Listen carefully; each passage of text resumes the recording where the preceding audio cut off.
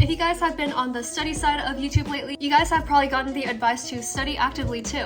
So in this video, I will explain what it is and how to study actively so that you can get your grades from this to this. So grab yourself a pen or a notepad to jot these tips down and let's go. Number 1, active recall. Okay, so first you want to take your text and read it 2 to 3 times until you think you kind of know the subject. Then you are going to film yourself and you're going to explain everything you just learned. Now you're going to read your text again and then compare it to what you just filmed.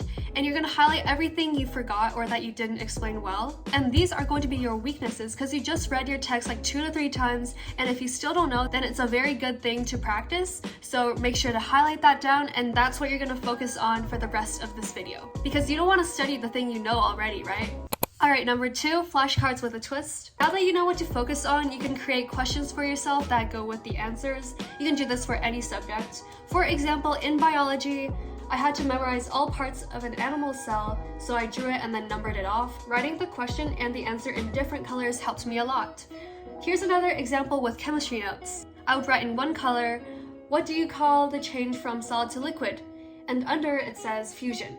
Basically, you want it to be like a flashcard, but unlike a flashcard, these notes in your notebook won't get lost, so it's really good to keep for the rest of your semester or even your life. And to practice these questions, you can just cover the answers with a white page and then slowly move the page down as you're learning the answers. Number 3, teach someone else. So this is the classic tip that everyone knows. Basically, you're going to take your Q&A that you just made and then you're going to take turns quizzing a friend and having them quiz you.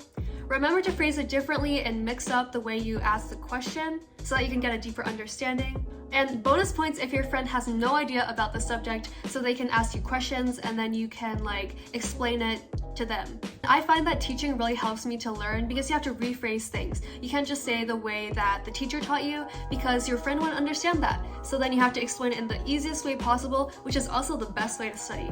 Number 4, games. Playing games or quizzes online is a great way to have fun while learning. Usually these games comes with images too, so that your brain can make connections between the images and your subject, and that could be the difference between remembering and forgetting something on the test. You can find some quizzes on Kahoot. I remember I used to learn some quizzes on Allo Prof, but that's for French schools. I don't know if they offer some English games too. Maybe you can check it out. Number 5, colors. I always use different highlighters with different meanings. So I use pink for really important things that I cannot forget, and then green for basic notes.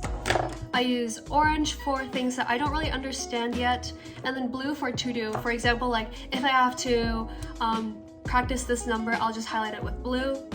And then last but not least, I use this blue pen for key terms or the answers to my Q&As. Number 6, acronyms and letters. I love using acronyms. I think it's a great way to remember your subject really well, especially some key points that might be tricky to remember otherwise. So for example, to remember the 8 first digits of pi, I can say, can I have a small container of coffee? For other classes, I connect words with other words that use the same letter. So let's take psychology as an example. La motivation de la dopamine et la dépendance. You see how they both start with D. Another one is le système nerveux somatique comprend les neurones sensoriels et moteurs. I know that was in French, but you get the gist of the idea. You just want to connect words of the same letters together. I find that works with my brain. Number 7, what about math? So you might be wondering, what method do I use to study math? And basically it's called torture. I find that math requires the most active recall. Basically, I just do questions and questions until I finally understand the subject. There's not really much studying to do in math, in my opinion.